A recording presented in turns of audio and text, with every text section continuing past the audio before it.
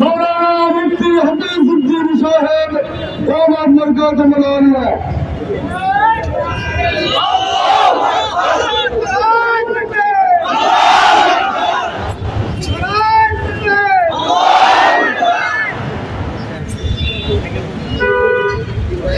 बिस्मिल्लाहिर रहमानिर रहीम।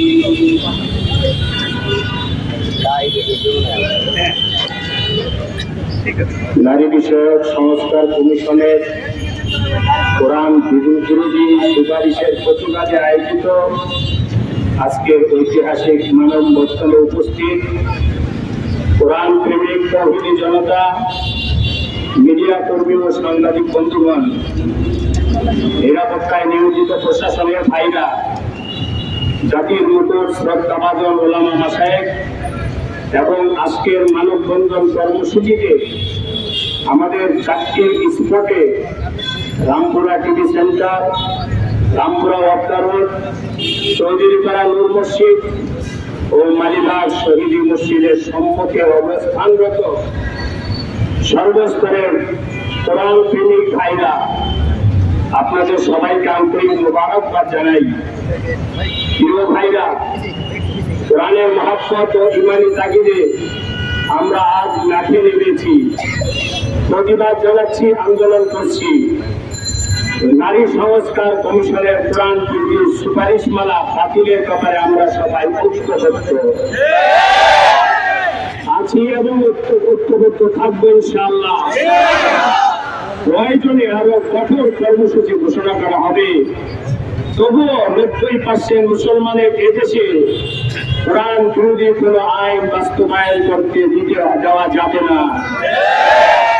কাজেই অন্তর্বর্তীকালীন সরকারের মাননীয় প্রধান উপদেষ্টা সহ সকল উপদেষ্টা মহোদয় এবং রাষ্ট্র পরিচালনায় নিয়োজিত সর্বশ্রেণীর কর্মকর্তাদের প্রতি আমাদের উদাত্ত আহ্বান, দেশকে ভালোবাসুন, দেশের জনগণকে ভালোবাসুন, দেশের ভবিষ্যৎ প্রজন্মকে আদর্শবান ভালো মানুষ হিসেবে গড়ে উঠুক, সেই পদক্ষেপ গ্রহণ করুন।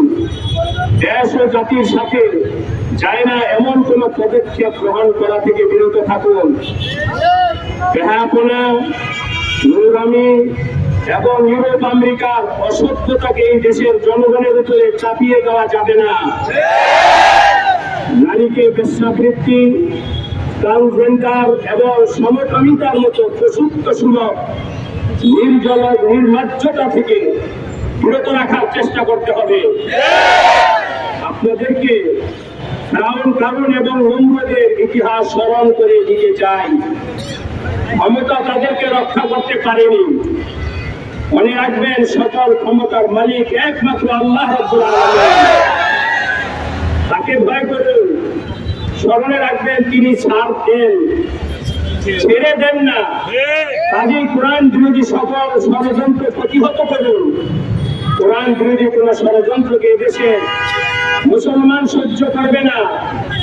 প্রতিবাদ শুরু হয়েছে, আন্দোলন শুরু হয়েছে। দাবি আদায় না হওয়া পর্যন্ত এই আন্দোলন চলতে থাকবে ইনশাআল্লাহ। কোন শক্তি তা ঠেকাতে পারবে না। আজকের মানববন্ধন থেকে সরকারের সংশ্লিষ্ট মহলের কাছে আমাদের দাবিগুলো হলো: 1 নম্বর, অবিলম্বে নারী বিষয়ক সংস্কার কমিশনের প্রস্তাবিত কোরআন বিরোধী সুপারিশগুলো বাতিল করতে হবে। দ্বিতীয়, নির্বাচিত শীর্ষ মুফতিগণের মাধ্যমে সংস্কার কমিশনের সুপারিশগুলো যাচাই বাছাই করাইতে হবে।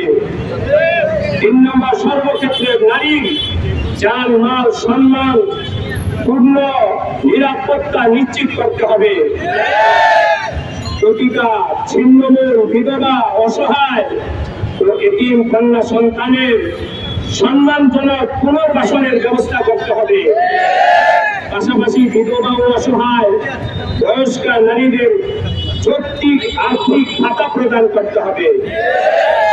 5 নম্বর, ভ্রূণ ধর্ষণ ও শিশু ধর্ষণের মতো বৈশাচিক অন্যায়ের প্রতিকারে কোরআন ভিত্তিক শারঈ বিচার ব্যবস্থা চালু করতে হবে।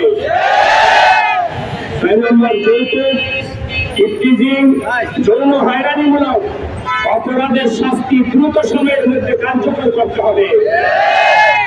সরকারের সংশ্লিষ্ট মহল আমাদের যৌক্তিক দাবিগুলো দ্রুততম সময়ে বাস্তবায়নের যথেষ্ট আন্তরিকতার পরিচয় দিবেন বলে আমরা আশাবাদী।